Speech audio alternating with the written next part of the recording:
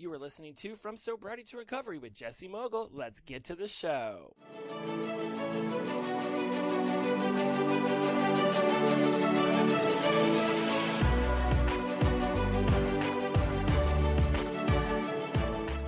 Welcome back to From Sobriety to Recovery. I am your host, Jesse Mogul. I am in addiction recovery. I have missed y'all. It has been, I think, 2 weeks.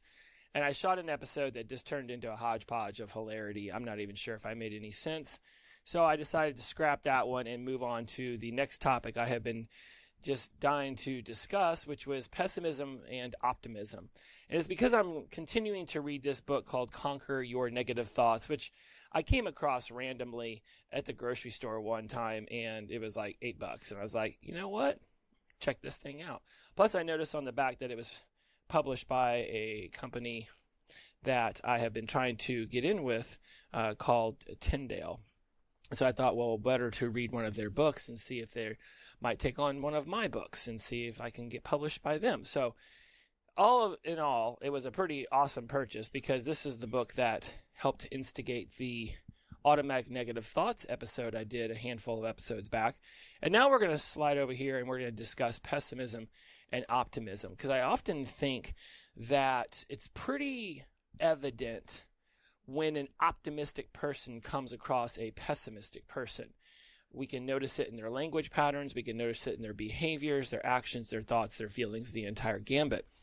I'm not so sure that it's as obvious when a pessimistic person comes across an optimistic person, as much as they might tend to get slightly, I don't want to say angry, and I didn't want to say aroused, but there could be, and I've watched this happen, where a pessimistic person, I swear I'm going to stumble over pessimism and optimism like 70 times in this episode. A pessimistic person will tend to get a little bit triggered, fused by an optimistic person's consistent desires to see things on the bright side, to see things positively. Where a pessimistic person wants to see it the way that they want to see it, and they don't necessarily want to be told that they're wrong about the way that they want to interpret the world around them. As an optimistic person myself, it is very obvious to me when I'm listening to somebody who tends on that side of pessimism, who thinks that the world is out to get them or that everything is always going to go wrong. And it's their use of those universal quantifiers, what I was calling definitives at the beginning of this show almost 300 episodes ago, when we were using words like always, never, everyone, no one. Those are like the big four. And oftentimes, one of my favorite sayings is, I always never use universal quantifiers. Or I never always use universal quantifiers. There is very rarely going to be anything in life that's going to fall into that always and never. That there's going to be some fluctuation, some variable. And when a pessimistic person wants to see their worldview through the negativity, the inability to think outside of what they have already perceived, the life that they've already created, they're going to get very much locked inside that box. And this is something I said in the other episode that probably will never see the light of day, is that we can put ourselves inside these boxes. And I referenced this time I went to an aquarium and they had this black panther in the aquarium, and it was inside this gigantic plexiglass box. It was his observation room, obviously, for us. But what I noticed is that while it was probably not even 1,000 square feet, if it was lucky to be that this black panther had worn a path along this one particular route where there was just no longer grass. But everywhere else, the grass looked untouched. So this black panther pretty much just walked around in circles day in and day out. And I have no doubt that for an animal that is meant to cover kilometer after kilometer and mile after mile, being stuck inside this plexiglass box with these people peering at it was a little maddening.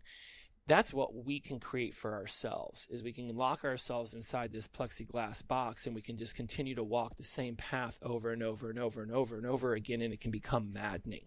Now, would the Black Panther had benefited from walking off of that path and just exploring more of the area? that was available to it, albeit not a whole lot, but just breaking off from that one area, potentially just to do something different with the brain.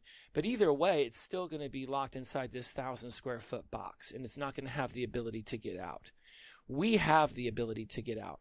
We aren't locked inside of a plexiglass box unless we choose to maintain staying inside of this plexiglass box.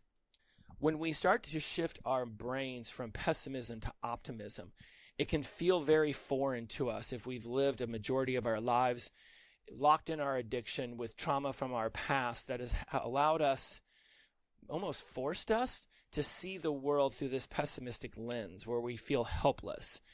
And what is it that I've heard in many a meeting? I used to be a hopeless dope fiend, and now I'm a dopeless hope fiend. And when somebody is optimistic, they're very hopeful. They see that there's always an opportunity. I'm going to throw out a couple of definitives. I caught that one. But there is always an opportunity to see something different, to just experience it 1 degree to the left or the right, to the front, to the back, to the up or to the down. And that's going to wildly change what you can see, what you can experience. Stand behind a tree and tell me all you see is a tree, and then I tell you to step left or right by a foot, and all of a sudden the tree's no longer in front of you, and now it's off to the side by just 1 foot, but now you can see the field, and now you can see the river, and now you can see the mountain. Whereas before you just saw a tree. 1 foot left or right, and you realize the world is far more expansive than just that tree. And when you go to shift yourself into an optimistic mindset, it's going to be foreign, again, if you have been pessimistic for so long. And if you have been listening to other people be pessimistic around you, inevitably that's going to rub off on you. As much as we like to say that we're free-thinking human beings and we're capable of making up our own minds at any given moment, the people you spend the most time around with will eventually rub off on you. I notice it in me. I'm sure you have noticed it in you. There's a whole book, like the 5 most important people around you. It's like the top 5. Who are the 5 people you spend the most time with? That's the kind of life that you're more than likely going to create for yourself. It's why we discuss, when you get sober, that it's so important to change your friends if your friends were the ones that you were always partying with. You can't necessarily stay with those hard-charging friends if you're trying to ease up off the throttle and get into sobriety, and they're thinking cocaine 5 days a week.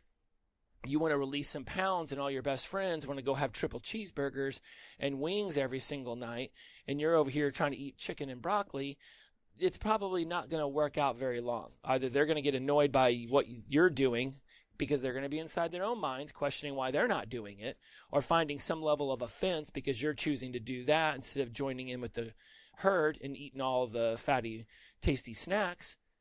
Or you're just going to get tired of watching everybody else around you get to enjoy things whenever you feel like you're restricting yourself because you're trying to achieve something different in your life. This is why when I coach people, when it comes around their eating and their releasing of weight, that we're not looking to restrict on a consistent basis. We're just looking for a level of consistency in the way that we put nutrition into our system. So there's a optimistic way of looking at it versus a pessimistic way of looking at it. In this book, Conquer Your Negative Thoughts by Daniel G. Amen, MD, gives some pretty cool perspectives.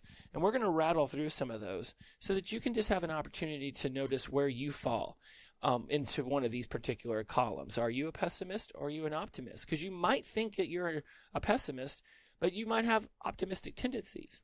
And you might believe that you are an optimist, but then you have pessimistic tendencies. And the likelihood that we're going to be locked into either one of these, pessimism or optimism, 100% of the time, would be completely negating the variables that go into the human condition. That at some point, there's going to be a time where you just feel like the earth and the world is out to get you and it's beating you down. And that is surely a pessimistic mentality. But you may not always be living in that world. There might be other areas where you're more optimistic and you believe that there is hope and there are ways of changing. This really falls in line with that growth versus fixed mindset I've talked about so many times. And when I go to launch this entire show over to YouTube, mind you, the podcast will continue. We're just moving it over to video so that those of you who want to see my smiling pearly whites as I rattle off about all of this stuff. If you want to see my face, now you'll have the opportunity to do so. And in the process of doing that, I'm really going to be going back through some of the best episodes that I created in the first 300 and reinvigorating those based off of what else I have learned since then. I mean, some of those episodes were 5, 4, 3, 2, 1 years ago. There's a lot of different things that I have taken in that's going to allow me to expand upon those topics. And growth versus fixed mindset is one of those. The fixed mindset thinks that you are who you are, that you are helpless, that you are a victim, that there's no way that you can grow or change. The growth mindset believes that there's always a way out, that there is hope, that there's another little morsel of knowledge, there's one more experience, there's an action that can be taken that can get you out of your rut, that can break you out of that groove in the record, that can wildly change your life. Issue tends to be that we don't know when we've made that action, per se, that will ultimately change our lives, the course of where we're going. Hell, fuck it, our destiny. Often we're making actions on any given day based off of the information we have most readily available to us, our habits, our moods, our behaviors, our thoughts, and our feelings. When we go and we make an action, we may not understand how important that action was. We may not get to taste the deliciousness of the fruits of our labor for months and months out. But once we get to that point and we say, holy shit, look what I have just accomplished, you're going to be able to then look back and say, these were the steps that got me here, and these are the kinds of things I might want to replicate and repeat in the future so that I might be able to then again have this kind of success. An optimistic person sees problems as temporary, if they even see them at all. I talk a lot on this show about problems actually being solution opportunities versus a pessimist who's going to think that problems are permanent. Well, I'm always going to be a drunk. I'm always going to be fat. I'm always going to be stupid. I'm always going to be poor. Well, there is no always to anything. And in my latest Grand Canyon University class for my master's degree for my clinical mental health counselor, licensed professional counseling career move that I'm looking forward to, we just got done doing an entire 2-month class on cultural diversity. And one of the things that they really hammered home in the textbook and the reading and a lot of the information that I took in was that different cultures have different ways of seeing success, seeing failure, and thinking and feeling about opportunities. And while I can only experience this world as a tall, straight, white American male, I can certainly have empathy when I listen to how other people have experienced the world and realize that, yes, a short, transsexual, black, Hispanic person from, Qatar is going to have a wildly different experience about the world than somebody like me who was born in Oklahoma and mostly raised in Florida, Indiana, and spent a formative amount of their years in California. Like, it's impossible for us to have the same level of experiences in this world. So I can embrace that methodology, that thinking. I'm not sure methodology was the best word there, but I can embrace that theory. But I'm still going to plant my flag into the hill that says that there are ways out, that we can be successful, that yes, there are probably people in this world, most definitely people in this world, who feel like there are certain countries or cultures that are out to get them. That is vast and it is widely expansive, and to even begin to try to touch upon that subject in such a short amount of time would be it'd be quite an undertaking, to say the least. But I want to wrap up this point by saying that while I understand that there are tall and there are short and there are black and there are white and there are Hispanic and there are Asian and there's a multitude of races on this planet, and there's different gender orientations and sexual orientations, and there's different weights and variables, and I mean, there's infinite amount of variables that can go into the human experience, I still will hold strong and plant my flag into this belief, this ideology, that there is always a way out, that we can figure it out, that we are not stuck where we're at. It is merely a opportunity for us to deviate from the cultural norm, to shift our perspective, to do a different action that could ultimately bring us the result that we've always been seeking. That's the optimist in me. I don't see problems as being forever or pervasive. I see them as being limited to this certain situation. I understand that we're all growing living organisms on this wildly interesting planet, and that with a shifting of perspective, with a different thought feeling, we can create a different action, which will give us a different result. A pessimist very much lives in the disempowerment dynamic I've referenced so often on this show. That's the victim, villain, hero role, right? Where they think that they have no personal control, that they're the victim, they're waiting for a hero, and of course the world is a villain. Versus the empowerment dynamic, where you are your own creator. I am your coach, and the world is a challenger. In this book, it references that we see personal control and influence as an optimist as something that we can readily achieve, that we can take on our own influences, and we understand that our thoughts and our feelings are creating these actions. And it's within this scope of understanding of ourselves that we realize that a lot of it's just based off of perception, which we're going to get to here in a moment. So do you see failures as a lesson? I say this often on the show. There is no failure, there's only feedback. Versus a pessimist who's going to see failure as a statement about themselves. I like to make a joke at the restaurant. When someone gets a bad tip, I'll be like, that is a direct reflection of your personal worth and value on this planet. And it's absolutely meant to be jocular because it's a tip. It's 7 on 100, and it sucks because we're getting paid $3.13 an hour, but it is whatever it is. Fold up the little receipt paper, put it into your server book, and let's move on to the next table and see what we can do. But there's others who will look at me like, well, that was really hurtful, because that's them. That's that fixed mindset. That's that pessimistic that says, wow, this tip must say something about who I am as a person or a server or a male or a female or gay or straight or whatever it might be. That table didn't like me, and that's why they gave me this tip. When we really don't know what's going on in that table's life. For all we know, those people just found out that somebody's really sick in their family and they just wanted to go out to eat because they had no food at home, but they also are being mindful of their budget now because they've got a lot of hospital bills coming up. Or they could have just found out that their kid's going to college and they're super pumped, so they've come out to celebrate it, but they also see an enormous amount of bills coming up. We don't know. Or they're just jackasses, or they're having a tough month, or they're sad, or they meant to put a 1 in front of the 7 and they didn't, and it was just accidental. We don't know, but we can certainly create meaning and make up whatever we want to make up, and whether it's accurate or not, we'll never really know. Because even if we were to go chase those people down in the parking lot and ask them, the likelihood that they would give us a truthful answer is very minimal. They could say something specifically and strategically to hurt us. Or they could say something that's benign and not really saying much of anything just to get out of the situation and not have to answer the question truthfully.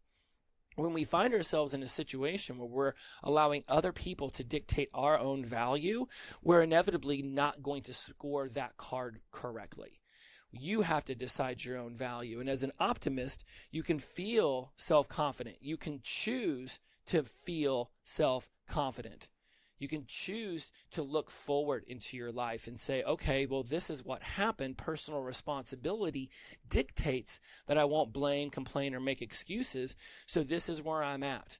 I've got the flat tire. My life's feeling a little bit out of control. What decisions can I make? What actions can I take that will give me a different result than my current trajectory?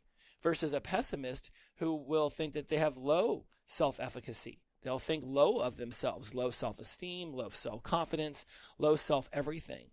They'll, again, feel these failures as a statement of their own personal worth. And then they focus on the problem. They feel hopeless. They want to give up. And when you do these things, where do you expect yourself to go? I mean, seriously, if you look in the mirror and you see a piece of shit, you think that you have no value, you think that you have no worth, you think that no matter how hard you work, the world's going to keep kicking you in the teeth and knocking you down. And you say that to yourself repetitively to the point where it becomes part of your identity statement. You are planting that flag in that hill, and then you are taking some concrete and you are making sure that that flag is firmly planted. The optimist chooses their positivity. It does not come inherently.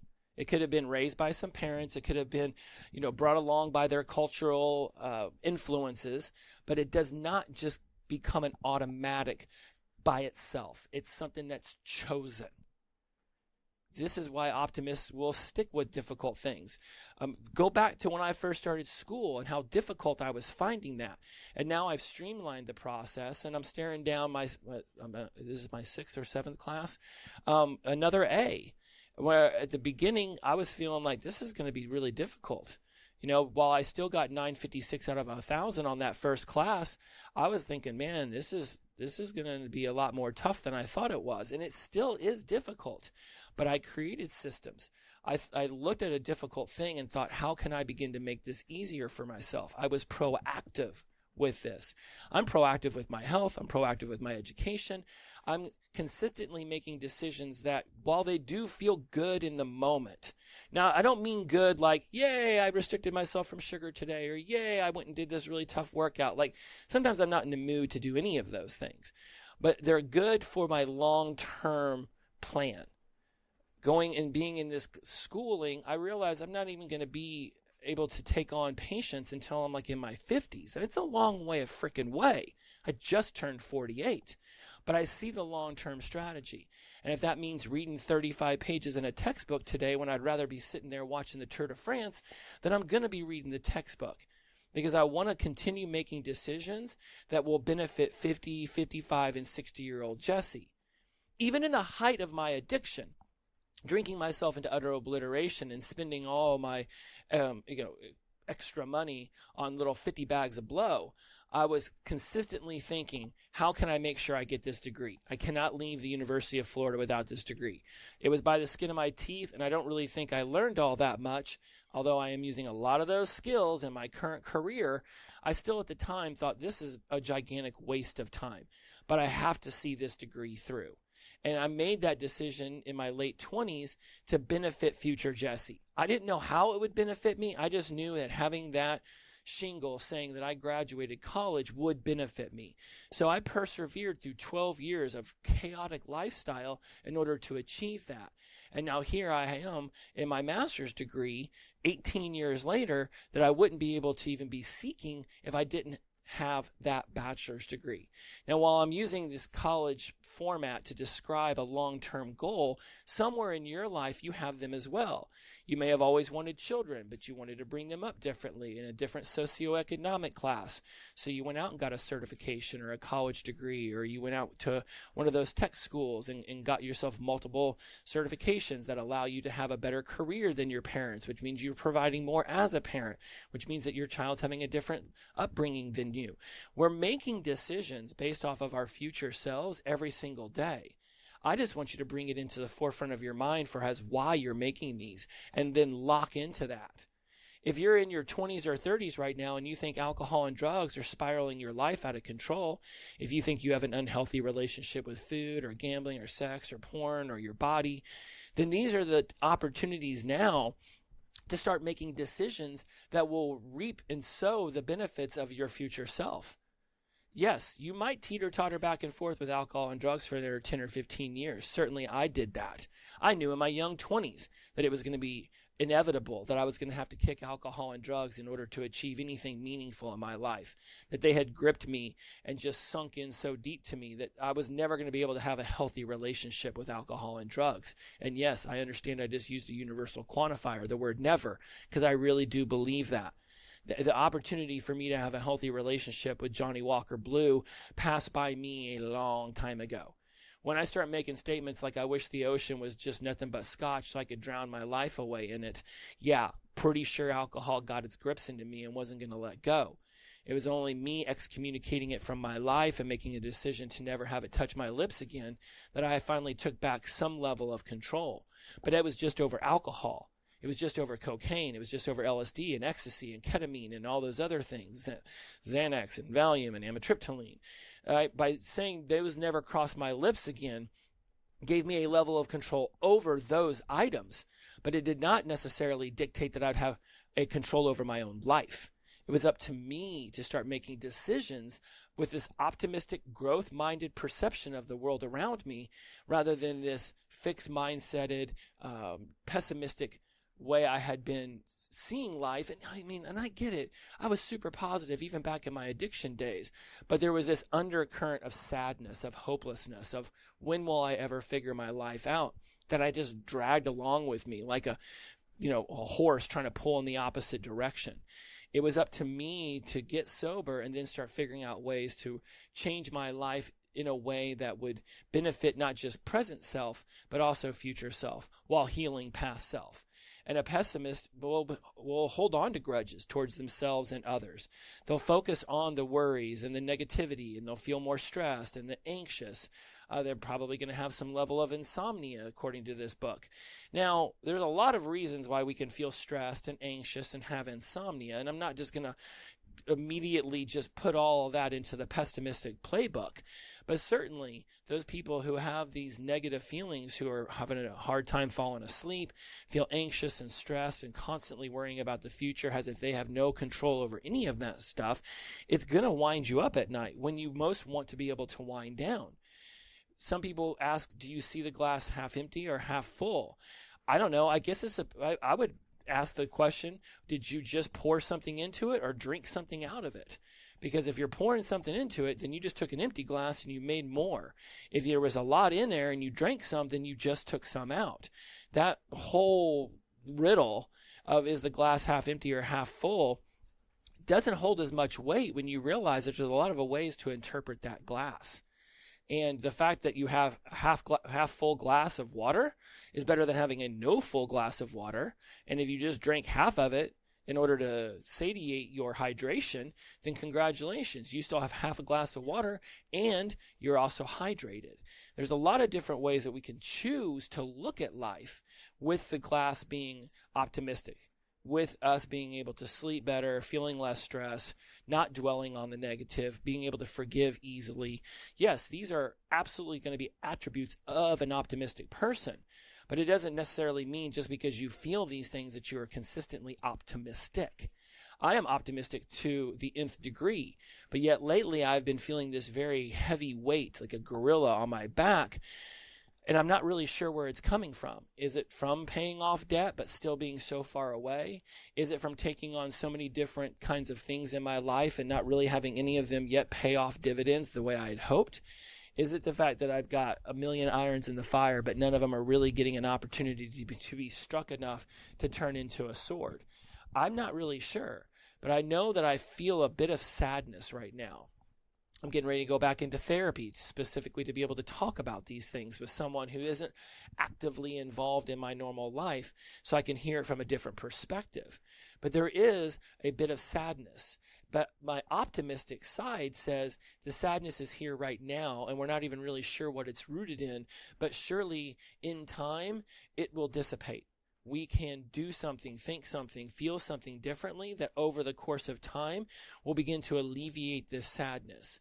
I'm not necessarily seeking out a consistent or constant level of joy.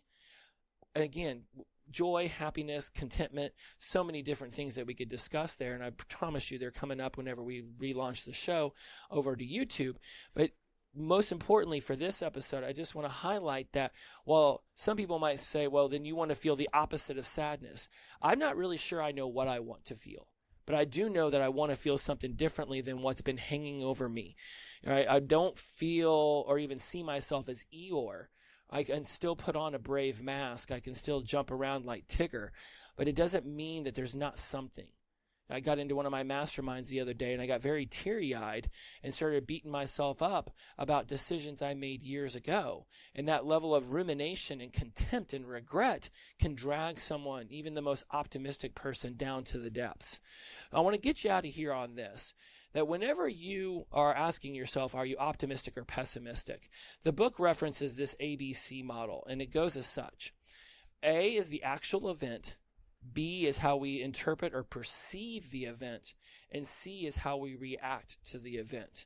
Now, as I was reading this, I made a couple of changes. I like how A is the actual event, A for actual. B for how we interpret or perceive it. For me, it's like, how does the body and mind interpret and perceive? I want to bring both in, the body, the mind. We could even bring in the spirit.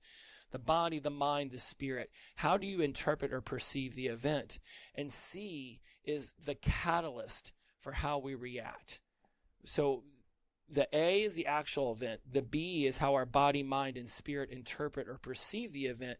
And C is the catalyst for how we react. It's the catalyst for our action. It's the catalyst for change. So let's say, and here I'll just read the reference that the author wrote here, is that, let's say that he's in here he's talking about how he's a therapist and how he yawned during a session. So one of his client that was on the couch at the time said, why are you yawning? Are you bored? So A, the actual event, therapist yawned. B, the client interpreted it as therapist is bored. So C, the catalyst for how they would react, that changing a moment is rather than not saying anything at all, they just simply ask the therapist, are you bored with me? You just yawned. So the actual event was the yawn, right? This is what we talk about when we talk about CT-FAR. There's a circumstance, there's a thought, there's a feeling, there's an action, there's a result. The circumstance, the actual event was that the therapist yawned. The B, right, comes from the interpretation, the perceptions. What did you think about the yawn? How did that thinking make you feel about the yawn? The client thought, this therapist must be bored with me. He just yawned. That makes me feel blank, angry, dejected, rejected, sad, whatever it might be. The action was, again, catalyst for change. The catalyst for how we're going to react to the event was the client asked the therapist, are you bored right now? Because you just yawned. And then that gives us our result, which is the opportunity for the therapist to clarify. In the book, he does. He says, yes, I was up very late last night working with other clients, but I'm actually quite interested in what you're saying, and my yawning was not indicative of me being bored with what you're saying. And in fact, there's a lot of ways that yawns actually can show up.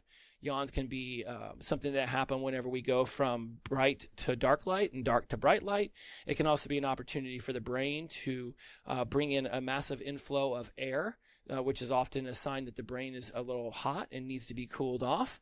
So yawning doesn't necessarily mean that somebody is bored. They could be tired. I can be tired a lot. I can yawn, but it's not necessarily an indication that I'm bored by what somebody's saying. I'm just tired. Let's get me up on my feet and let me walk around, and all of a sudden I'll have a little bit more energy. I may still be tired, but now your perception of me is how active I am. I'm up walking.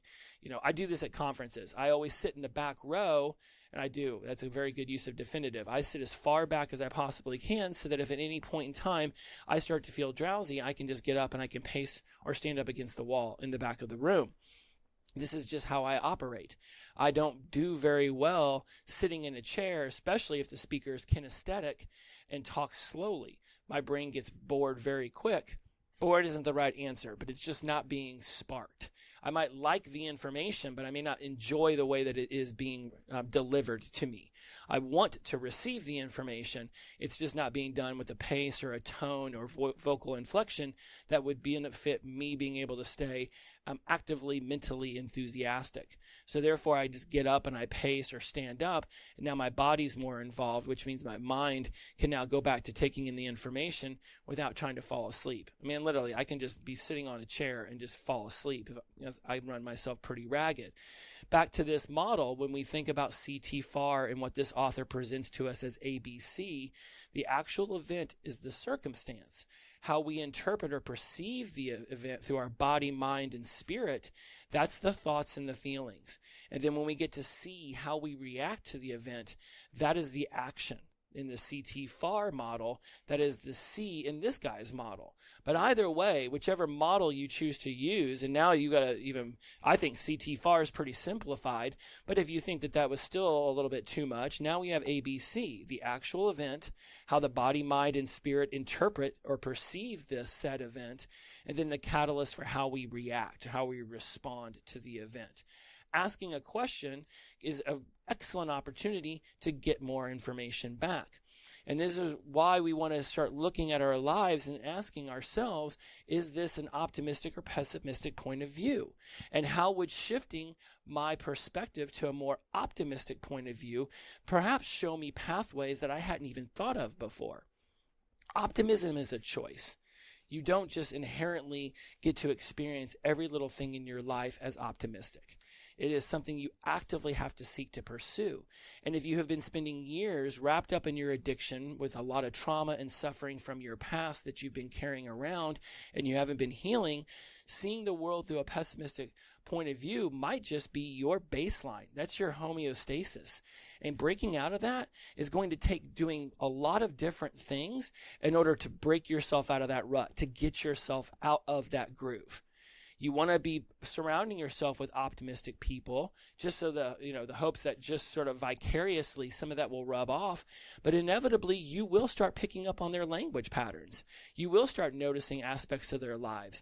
And it doesn't mean that their life is freaking great. I know a lot of optimistic people that have had flat tires and have run out of money in their bank account and had their kids throw tantrums in a big box store.